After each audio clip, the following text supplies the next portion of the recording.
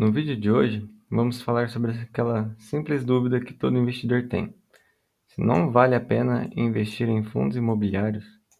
Tem muita gente que fala que não vale a pena investir em fundos imobiliários, mas nesse vídeo vamos descobrir juntos se realmente vale ou não a pena investir nesse tipo de ativo. Então, para isso, pessoal, foi feita uma simulação de investimento nos últimos 10 anos em um fundo imobiliário em específico.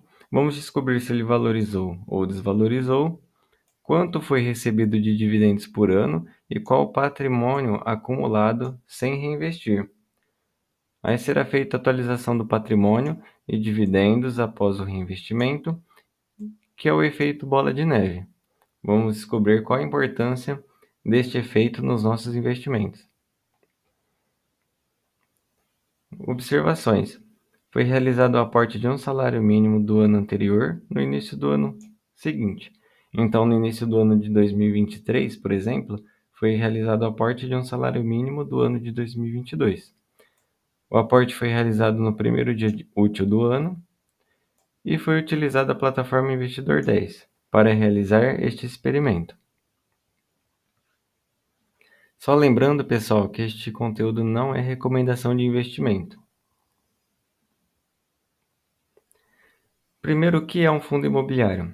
Um fundo imobiliário é um tipo de investimento coletivo que permite que investidores participem de um portfólio de imóveis ou recebíveis imobiliários. Aqui, neste caso, seriam os fundos imobiliários de tijolos e aqui os de papéis. Os fundos imobiliários são negociados na bolsa de valores, como as ações. Ou seja, para que você consiga comprar uma cota, você precisa ter uma conta em uma corretora. Os investidores podem comprar cotas de fundos imobiliários, que representam uma pequena parte do patrimônio do fundo. Ou seja, pessoal, se vocês querem adquirir um grande empreendimento, o fundo imobiliário você pode adquirir cotas a partir de R$ 10, que você já vai ser sócio de um grande empreendimento. Não precisa desembolsar um alto valor para isso. E agora, pessoal, motivos para vocês investirem em fundos imobiliários. Rendimento regular, ou seja, mensalmente, a maioria dos fundos imobiliários pagam rendimentos, como se fosse um aluguel, simulando realmente se você tivesse um imóvel, que mensalmente você receberia aluguel.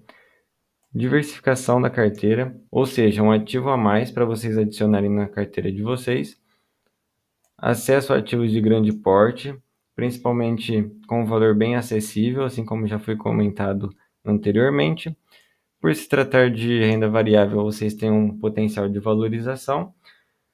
Os fundos imobiliários não têm uma valorização tão alta como as ações, mas ainda assim é possível comprar ativos descontados e obter uma valorização com eles. Facilidade de liquidez. Se você compra uma casa, para você vender ela, você não consegue vender no mesmo dia, é muito difícil, a não ser que você jogue por um preço bem mais abaixo do que ela realmente vale. Só que nos fundos imobiliários, vários fundos têm uma liquidez diária muito alta. Ou seja, se vocês compram hoje e semana que vem, não quero mais esse fundo por algum motivo, seja por não concordar com a gestão ou não querer ter o seu dinheiro investido em certo setor específico, você consegue vender suas cotas com facilidade. Isenção de imposto de renda nas distribuições. Esse rendimento regular que tem mensalmente, ele é isento de imposto de renda. No início do ano, você só declara quanto você recebeu, mas não precisa pagar imposto nenhum sobre isso. E agora, pessoal, o exemplo que nós fizemos é com o fundo imobiliário MXRF11. Fique até o final do vídeo, que no final nós vamos comparar de acordo com a inflação, se realmente teve uma rentabilidade boa ou não. Então aqui, em 2014, que foi o nosso primeiro aporte, foi usado o valor de R$ 647, que é referente ao salário mínimo do ano anterior, e a cotação na época era de R$ 80,97. Se vocês pesquisarem hoje, vocês podem se assustar porque está em torno de 10, 11 reais, mas não, ela não se desvalorizou. Aqui foi comprado 8 cotas com esse valor. E aqui eu coloquei 80 porque não sei qual mês certinho, mas em 2017 houve um desdobramento. a cada uma cota que você tinha, você ganhou 9. Então, é a mesma coisa de ter comprado aqui, no caso, como foi 8, depois elas viraram 80 cotas, porque na verdade dividiu por 10 o valor.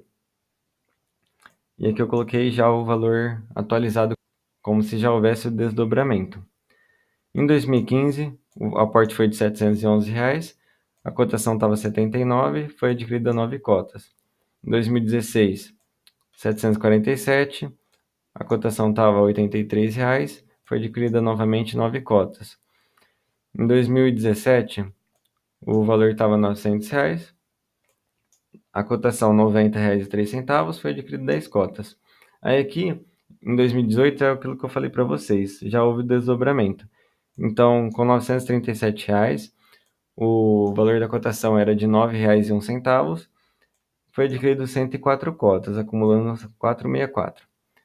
E assim por diante, pessoal. Salário mínimo do ano anterior, aportado no início do ano seguinte. Vocês vão ver a cotação do ano, se quiserem ver com mais calma. E aqui a quantidade de cota comprada. Então, em 2019, 95, em 2020, 71, em 2021, 100, em 2022, 110, em 2023, 120, acumulando no total do período dos 10 anos, 960 cotas do MXRF11. Mas vocês podem estar se perguntando, e os dividendos? Aquela coisa que você falou que era recebia mensalmente, quanto que a gente acumulou com isso? Então vamos lá, pessoal. O MXRF11 começou a pagar dividendos só no ano de 2016. E nesta tabela aqui, a gente colocou, ao invés de janeiro, a gente colocou dezembro de 2014, porque o nosso aporte começou em janeiro de 2014.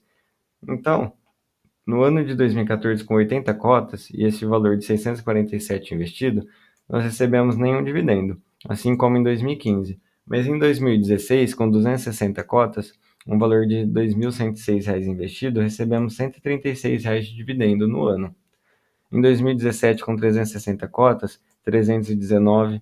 Em 2018, com 464 cotas, R$ 375. Notem que o número de cotas vai crescendo e o dividendo vai crescendo junto. Por isso que é importante todo mês realizar aporte e nunca em um ativo só. Isso é só um exemplo que eu estou dando sobre fundos imobiliários, que é um fundo bem conhecido, porque se houver algum problema com aquela gestão ou alguma outra coisa do tipo que afete aquele fundo, você vai ter uma desvalorização muito grande. Então, por isso que é importante vocês diversificarem a carteira de vocês. E no final das contas, aqui com 960 cotas acumuladas em 2023, nós tivemos um dividendo de 1.197 neste último ano. Ainda não foi considerado dezembro. E o total de dividendo recebido foi de R$ 4.794,46 nestes 10 anos investido. E um resumo aqui para vocês agora. O valor investido que saiu do nosso bolso foi de R$ 9.237,56, que foi o suficiente para comprar 960 cotas. O preço médio adquirido foi de R$ 9,63 e o preço atual está R$ 10,91. Pode ter alguma alteração pela data de gravação do vídeo. O patrimônio atual seria de R$ 10.473,60. Então, por esse valor aqui investido, só a valorização do patrimônio, a gente teve uma valorização de 13,38%. Aí, pessoal, se a gente for considerar os dividendos de 4.794 e somar ao valor investido, a gente tem essa valorização de 65,28%, que é uma ótima valorização. Mas lembre-se, no final, nós vamos ver se isso realmente se valorizou com o tempo ou se por acaso a gente não perdeu para a inflação. Agora aquela parte que todo mundo gosta, os juros compostos ou a famosa bola de neve. Como ficaria se no início do ano seguinte nós investíssemos os dividendos recebidos no ano anterior? Então, para isso foi feita uma nova simulação. Então, foi reinvestido os dividendos anualmente. O dividendo recebido em 2015 foi investido em 2016, mas lembre-se que não teve dividendo em 2015, só para vocês terem noção do que foi feito.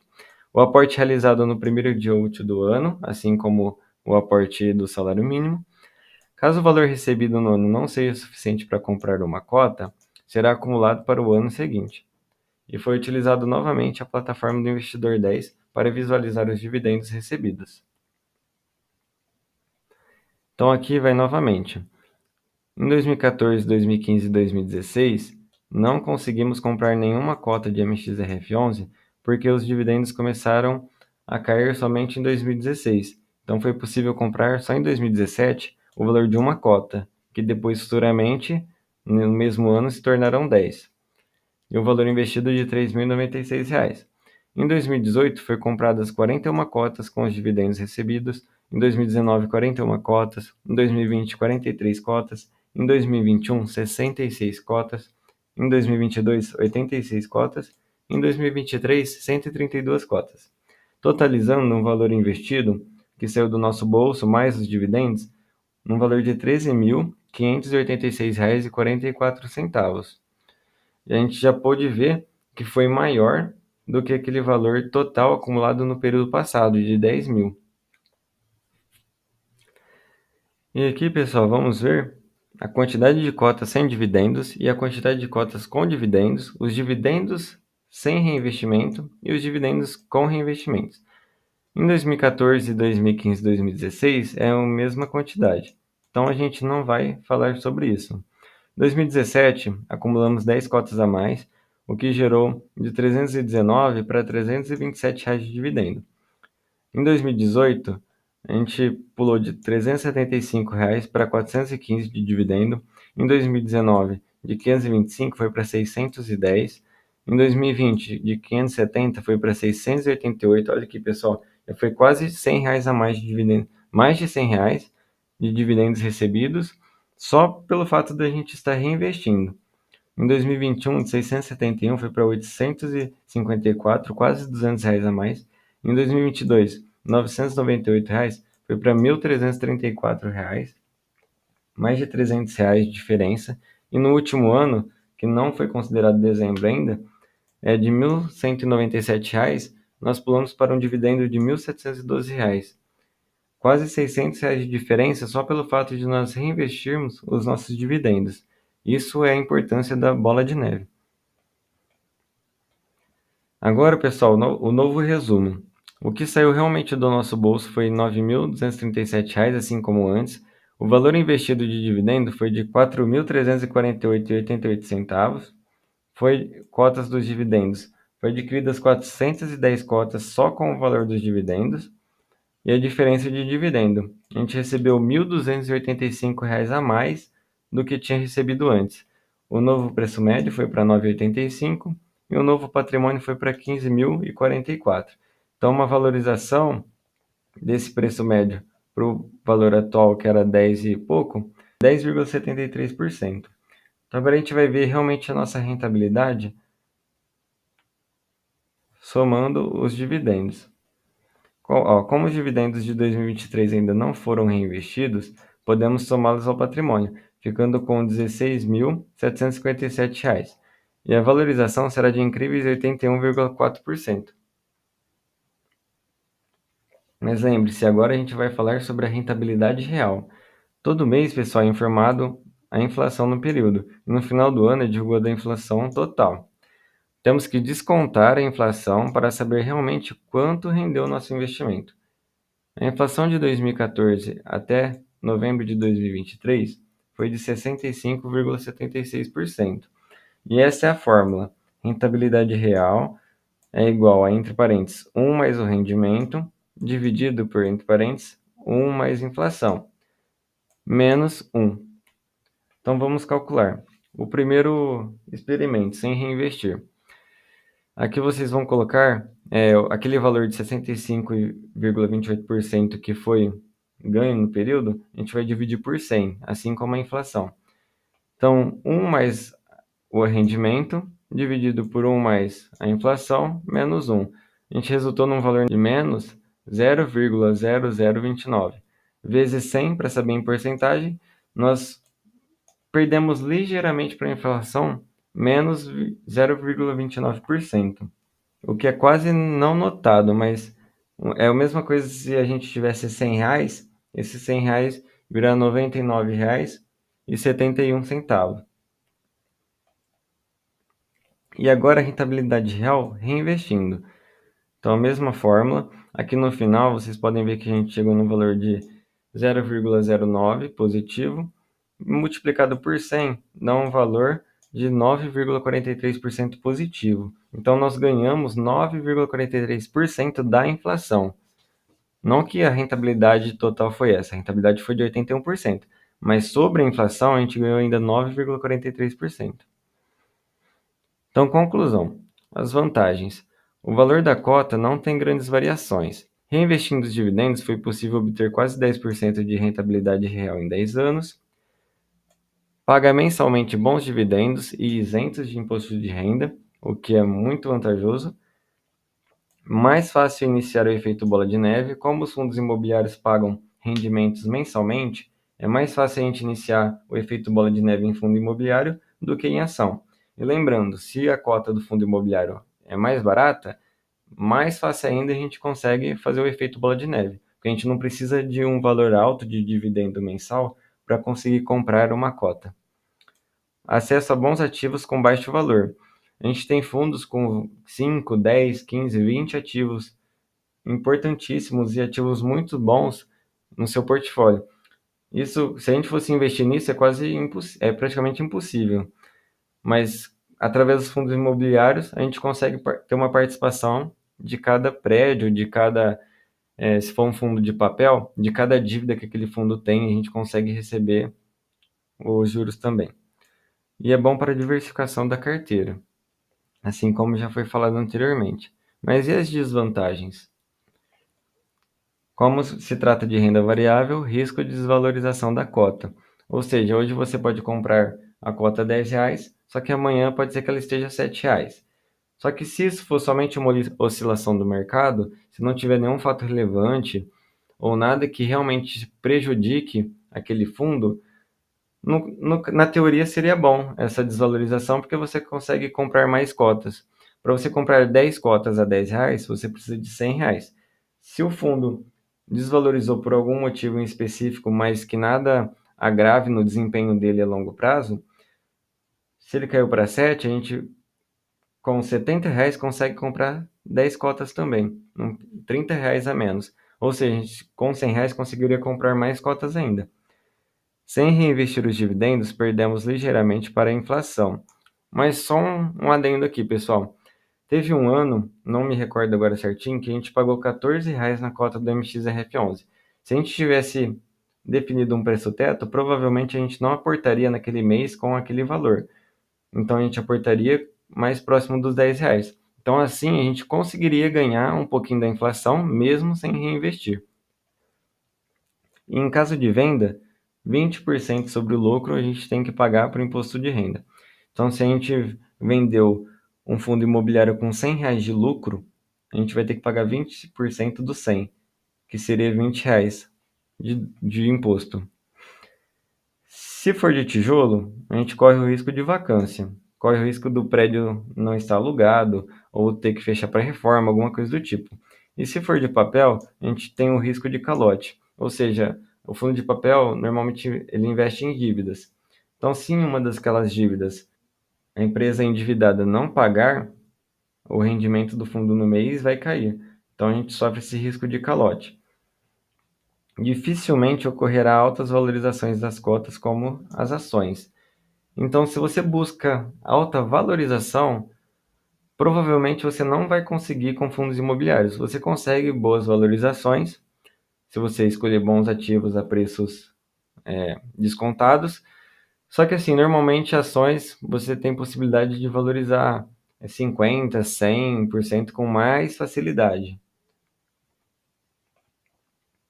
Então, pessoal, eu agradeço quem ficou aqui até o final. Se gostarem do vídeo, deixe seu like, se inscrevam no canal e deixe seu comentário aí se você investe ou não em fundos imobiliários e quais fundos vocês mais preferem. Obrigado e até a próxima.